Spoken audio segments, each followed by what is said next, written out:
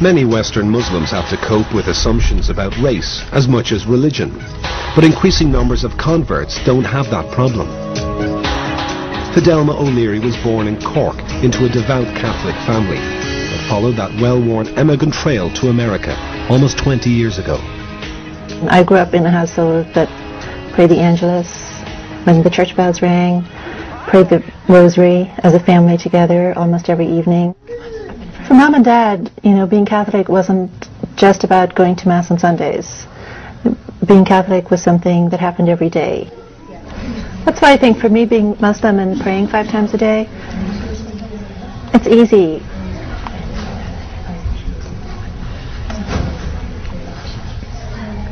It was a process of becoming disenchanted with the church.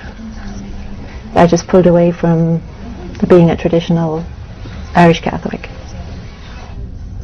Today, Fidelma lives in the Texas state capital, Austin, and is professor of biology at St. Edward's University. You find someone poking around inside your nostril, right? They're just worried about you. Okay? A college friend of mine gave me a copy of the Quran.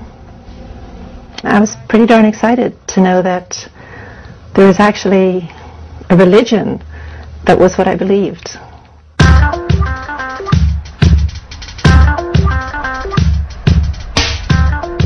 I've been Muslim for about 25 years, and I can remember a time when I was the only convert I knew. Now, my circle of friends is half converts. Most Friday mornings, Fidelma hosts a prayer group at her home, and among the faithful are 2 other Irish converts, Eileen and Michelle. Today we're 3 lovely lassies from Erin, and I am the best of them all.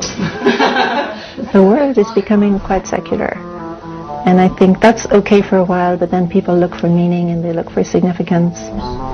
Jesus said, "I am indeed a servant of Allah. He has given me revelation and made me a prophet." It's a very simple message. At the end of the day, it's a very simple message. There's God. Worship God.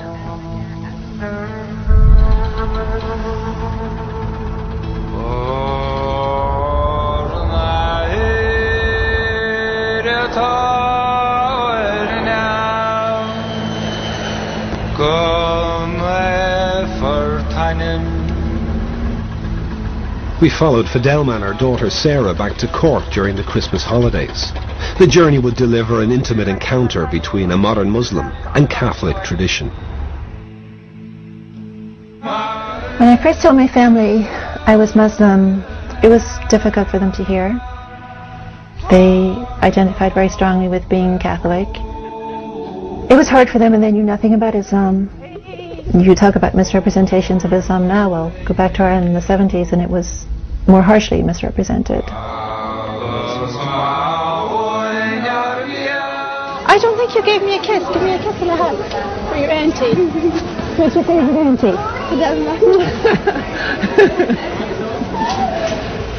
How's everything? Great. Yeah. Great. Great.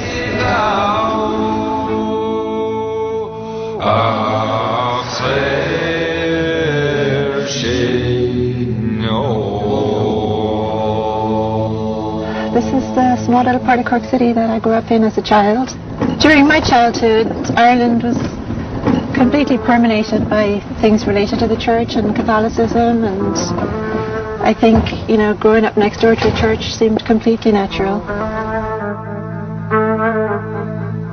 Even after I became Muslim, I used to come there from time to time with my parents just to, show them that respect, and brought my kids there so they could see it.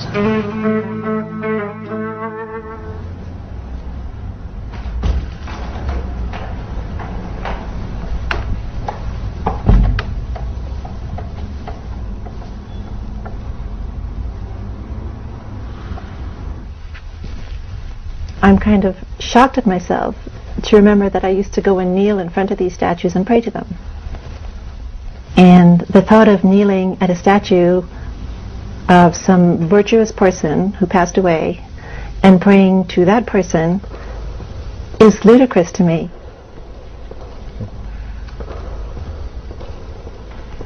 Well, one of the things I loved and still love about Islam is that the relationship with God is direct. It's me and my Creator.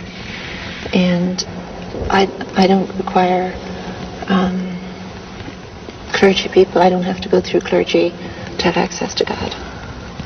So I can learn from scholars, but my access to God, my worship is direct. I stand before God and I worship, and I ask for help and I ask for guidance, and it's a very direct connection. And that means an awful lot to me.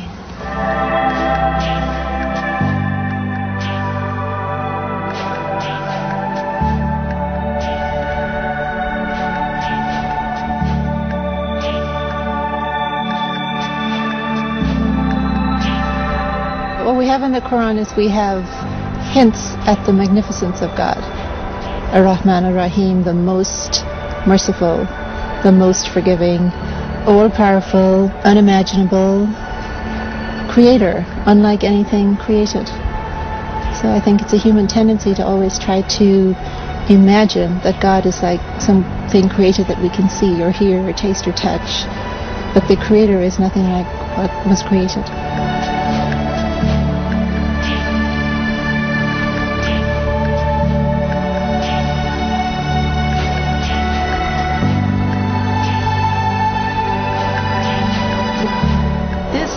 God's creation. Yeah. And this makes me want to submit myself to God.